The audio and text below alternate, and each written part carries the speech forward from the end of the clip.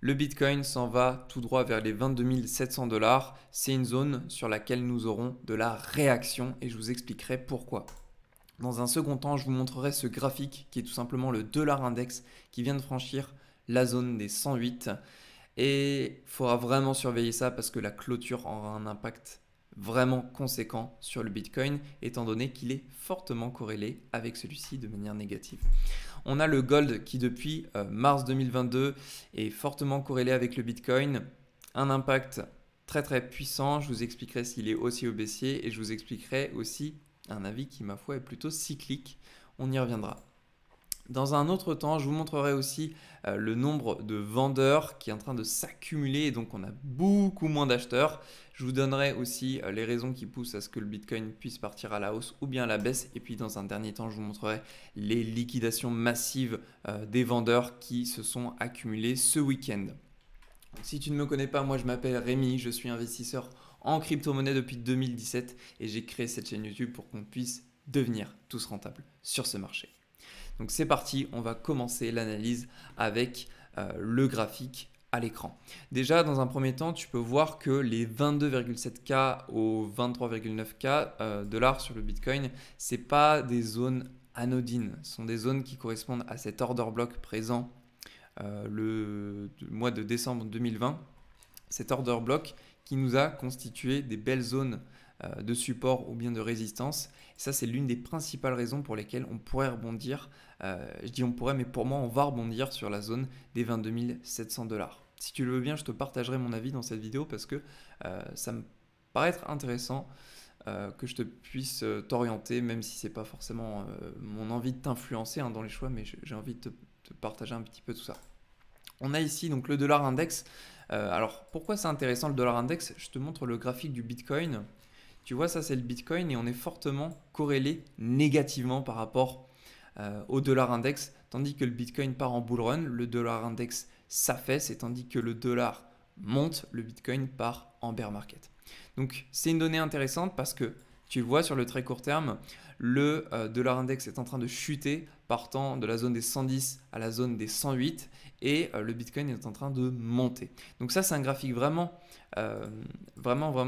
pertinent. Il faut qu'on l'analyse ce graphique parce que si on clôture en dessous de la zone des 108 qui correspond à la clôture du 11 juillet 2022 en weekly, si on clôture en dessous des 108, c'est départ à la hausse pour le Bitcoin.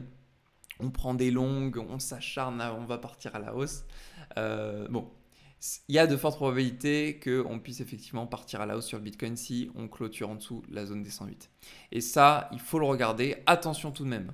On est en daily, on a chuté fortement. Si on repart au-dessus même de la zone des 108,4 qui correspond elle à la clôture du 14 juillet en daily, on peut repartir bullish sur le dollar index et donc bearish sur le Bitcoin. Le gold, quelle est la corrélation qu'on a? Eh bien depuis mars 2022, vous pouvez le voir, on a une forte corrélation. On a l'impression que les graphiques sont quasiment similaires à quelques intervalles près au niveau du temps. Mais si vous voulez, on a l'impression d'avoir le Bitcoin là depuis juillet 2022. Vraiment, hein. On a l'impression que c'est la même chose. Et puis depuis mars, ça se ressemble. Si on étale un petit peu, vous voyez, ça se ressemble avec un petit décalage, mais ça se ressemble. Donc voilà pourquoi j'aimerais vous attirer votre attention sur le graphique du gold. Eh bien parce que le gold, il nous montre ici un scénario similaire à celui qu'on avait rencontré entre 2011 et 2013. Vous voyez ici, on avait accumulé des stop loss, probablement des liquidations avec de grands effets de levier en dessous les niveaux des 1500. Et j'aimerais vraiment attirer votre attention là-dessus parce que vous voyez ce qu'on a vécu ici entre 2011 et 2013, on est exactement en train de refaire la même chose entre 2020 et 2022. On accumule des stop loss, des liquidations. Ça sent vraiment pas bon. En général, quand on a des liquidations et des stop loss massifs, si vous voulez, sur des endroits similaires, on a tendance à péter tout ça. Donc là, vraiment, prêtez attention au niveau des 1670, des 1677 par là, vous voyez, c'est des zones sur lesquelles si on vient tâter graphiquement, sur le graphique du gold, ces niveaux de prix-là, on pourrait casser tout ça et partir à la baisse. Et vu que le Bitcoin est fortement corrélé au gold, on pourrait avoir aussi un affaissement sur le Bitcoin. Au niveau des liquidations, je voudrais vous montrer ce pic qu'on a aux 39 000 $. Pourquoi c'est très important? Ici, on a un pic qui est en effet de levier x1. C'est un petit peu, si vous voulez, comme si vous preniez un achat en mode spot, sauf que vu que vous n'avez pas la possibilité de vendre en mode spot, vous prenez un effet de levier x1 sur les contrats futurs. Et à ce moment-là, vous vendez le Bitcoin. Alors pourquoi je vous dis que c'est important ce truc-là, cette liquidation bleue? Parce que ici, aux 29 000 $, on a des liquidations d'effet de levier x2. Donc effet de levier x2 à 60 millions, ça voudrait dire qu'on a 30 millions d'injectés. 30 millions d'injectés x2, 60 millions. Là, on a 105 millions d'injectés en effet de levier x1. Donc si vous voulez, on fait 3 à 4 fois le nombre de trades qui ont été réalisés à la vente aux 29 000 $.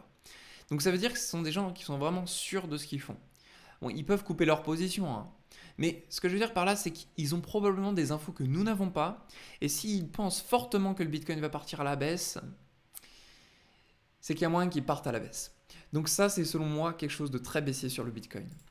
Et puis j'aimerais vous montrer ce graphique, donc le long short ratio qui depuis 3 jours est en dessous la ligne verte, qui a un impact plutôt haussier, parce que dans le temps, on le sait, hein, dès lors qu'on dépasse la zone des 55% à la baisse, on part à la hausse. Néanmoins, attention, ici, on a vécu des scénarios similaires où on montait sur le Bitcoin, on avait une descente sur le long short ratio, et puis on réintégrait la zone des 55% jusqu'aux 60%, et à ce moment-là, on s'affaissait sur le Bitcoin. On va vraiment prendre ça avec des pincettes. Là, on est parti très haut, aller chercher 75% pour aller chercher maintenant 40%. Bon, il va falloir qu'on trouve des corrélations avec cet indicateur parce que là, pour le moment, il n'est pas très stable. Donc maintenant, j'aimerais vous montrer les scénarios qui sont possibles sur le Bitcoin. Avant ça, petit coup de pub très rapide, vous avez le Discord dans la description. Vraiment, rejoignez-le parce que vous avez tout clé en main. Dès le matin, vous avez un brief sur le marché des crypto-monnaies où je vous explique tout de A à Z. Cette vidéo même a été inspirée du brief de ce matin où il y a même des pépites cycliques que je vous partage. Je vous invite vraiment à le rejoindre. Vous avez même des signaux de Forex qui sont partagés et bien évidemment aussi une discussion entre abonnés avec notamment un abonné qui s'appelle Léo qui nous partage des W Weekly, donc des opportunités d'achat très intéressantes. Voilà pour le petit coup de pub très rapide, c'est le premier lien dans la description. Donc je vous remonte maintenant ce graphique pour voir un petit peu les scénarios avec vous. Ici, on a tout simplement la possibilité, si on part à la baisse, eh bien de rebondir sur ce fameux order block que je vous montrais tout à l'heure, juste ici, et qui est en fait aussi en corrélation avec le retracement 0,618. Donc cette corrélation pourrait nous impacter. Vous voyez, on pourrait avoir une réaction fortement baissière et aller chercher ce fameux niveau des 16 200 $ qui correspond tout simplement à une liquidation ici, plus une zone au niveau de notre volume profile. Donc ça, c'est toutes les raisons qui nous poussent à dire qu'effectivement, on ira aller chercher les 16 000 $ si on doit repartir beaucoup plus bas.